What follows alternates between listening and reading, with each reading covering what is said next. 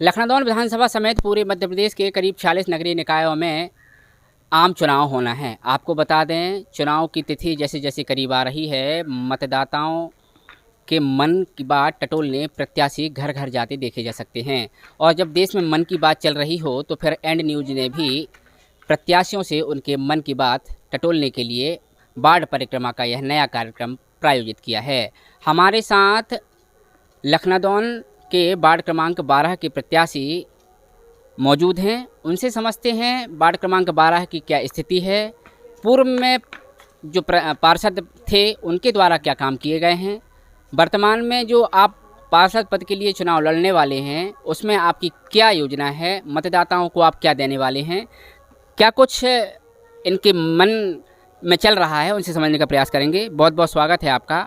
आपसे सबसे पहले ये जानना चाहेंगे कि चूँकि आप जिस वार्ड में खड़ी हुई हैं उस वार्ड में मतदाताओं की क्या स्थिति है? इस सबसे पहले तो मैं जितने प्रत्याशी हैं उनको अपना सादर नमन करती हूँ और ये बताना चाहूँगी कि जिस वार्ड में हम खड़े हैं, वार्ड नंबर 12, तो इस वार्ड में जो पूर्व के जो पार्षद रहे वो हमारे जेठ जी रहे हैं, श्री संजय अग्रवाल जी।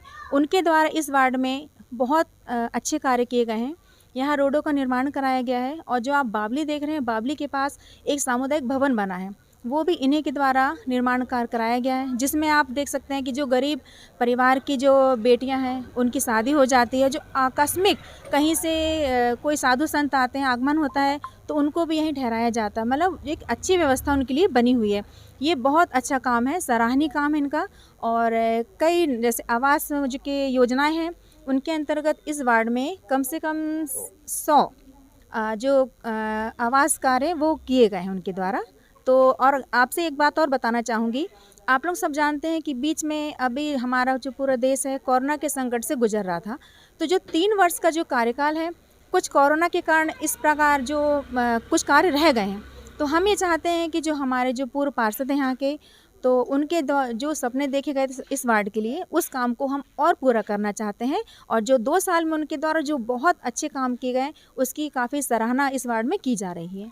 आपसे समझना चाहूँगा, चूँकि चुनाव तिथि निकट है, अभी आप घर घर जाकर संपर्क कर रही हैं, मतदाताओं के मन में क्या चल रहा है, अभी तक आपने क्या भांपा?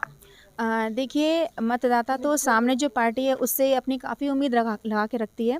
और हम जहाँ जा रहे हैं तो हमें सबसे पहले तो जो इनके द्वारा कार्य किए गए हैं पूर्व पार्षद के द्वारा, उनकी सराहना हो रही है कि इससे जो बहुत पहले के जो पार्षद रहे हैं उस कार्यकाल में शायद अभी तक हम देखें इतनी रोडों का शायद निर्माण नहीं हो पाया था और जो आवास के जो काम है वो भी नहीं हुए थे।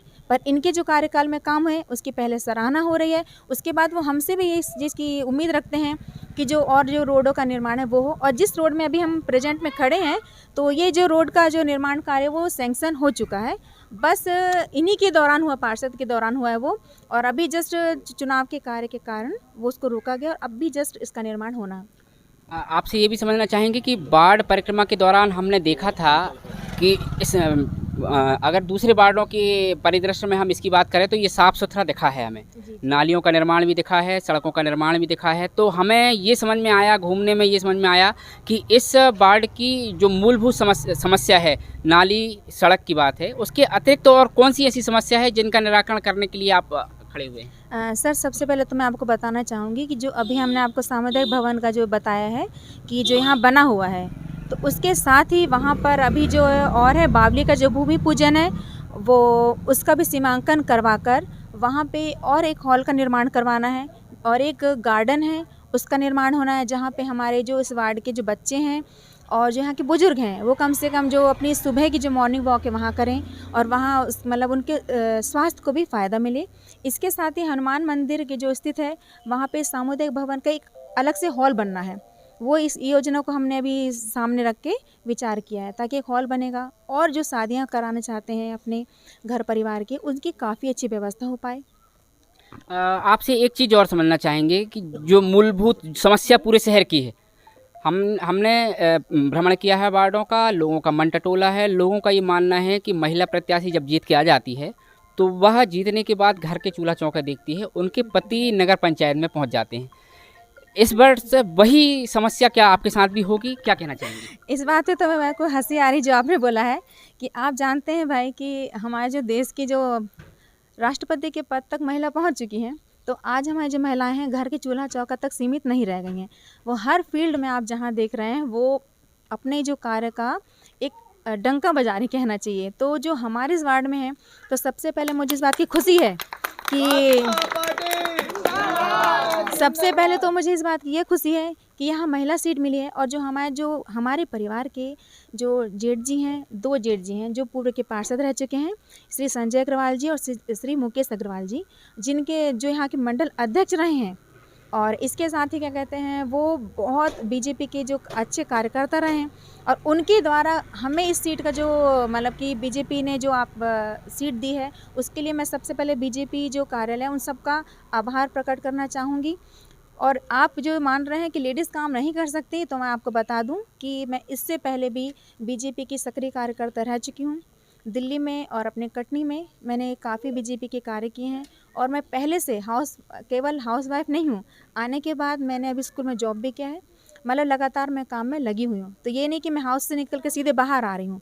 इसलिए मैं चाहती हूँ कि मुझे ये अवसर अगर आप सब प्रदान करेंगे, तो मैं इस वार्ड के विकास के लिए, महिलाओं के लिए, बच्चों के लिए, बुजुर्गों के लिए जितनी अच्छी योजनाएं हो सकेंगी, उन सबको मैं उन तक पूरा पहुँचाने का प्रयास करूँगी। धन्यवाद। ये हमारे साथ श्रीमती किरण दीपक अग्रवाल जी थी, जो वार्ड क्रमांक 12 से अपनी दावेदारी प्रस्तुत कर रही हैं। बड़ी बेबाकी से और बड़ी सहज स्वभाव से इन्होंने अपना प्रत्येक सवाल का जवाब दिया है।